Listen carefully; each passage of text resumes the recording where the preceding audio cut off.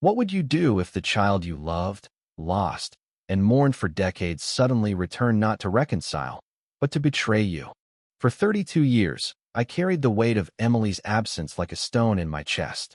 She was my only daughter, my bright-eyed girl who'd vanished at 16 after a fight over her reckless dreams. I blamed myself, my strict rules, my failure to listen. The silence that followed was deafening. No calls, no letters, just a void where her laughter used to be. Last month, the doorbell rang on a rainy evening. I shuffled to the door, expecting a neighbor. Instead, there she was, Emily, now 48, her face lined with years I'd never witnessed. Her auburn hair, once wild and free, was tied back tightly, and her eyes held a flicker of something I couldn't place. "Dad," she said softly, "I've missed you." My heart leapt, but a cold instinct whispered caution. I invited her in, my hands trembling as I poured tea. We talked for hours, or rather, she talked. She spun stories of a hard life, failed jobs, broken relationships, a son I never knew about. Her words were warm, but her gaze darted to the corners of my home, lingering on the safe in my study. I'd saved modestly over the years, enough to live quietly, and that safe held my life's proof: deeds, savings, and memories of Emily. I noticed her fidgeting, her questions about my finances too pointed. The girl I raised was gone. This woman was a stranger with my daughter's face. The next day, I found her in my study, claiming she was just looking at old photos. My gut twisted. I didn't confront her, not yet. Instead, I started watching. She'd leave at odd hours, make hushed phone calls in the guest room. One night, I overheard her whisper, "It's all here, just like I said. We'll move soon."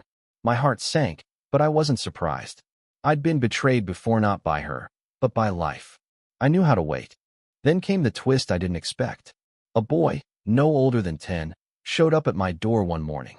"I'm Jake," he said shyly, clutching a backpack. "Mom said you're my grandpa." My breath caught.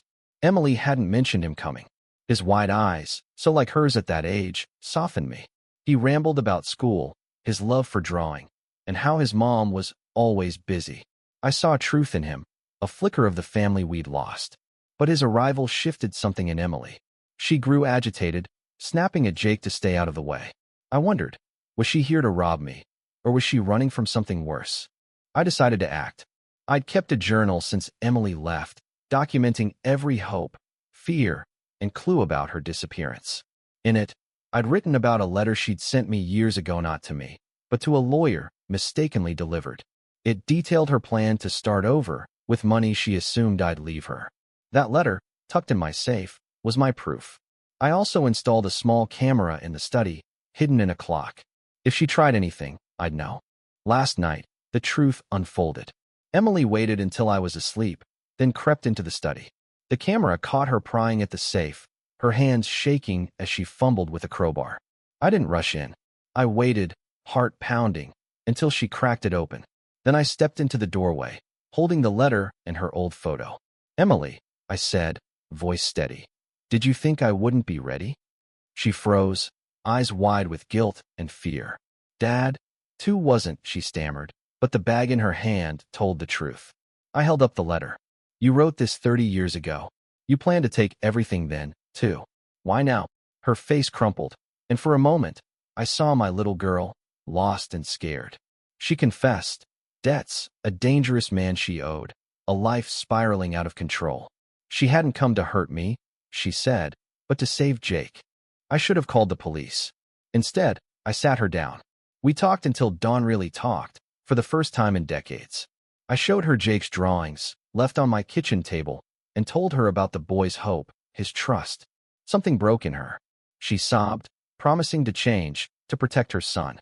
I didn't trust her fully, not yet, but I saw a spark of the Emily I'd loved. I gave her enough money to settle her debts, on one condition: she'd stay, rebuild, and let me know Jake. I kept the safe's contents locked away, my proof still safe. Maybe I was a fool, but I'd waited 32 years for a second chance. I wasn't letting go without a fight. This morning, Emily and Jake are still here. The house feels alive again, fragile but hopeful. I don't know if she'll stay true, but I'm watching, waiting, and believing in the daughter I never stopped loving. Yendi.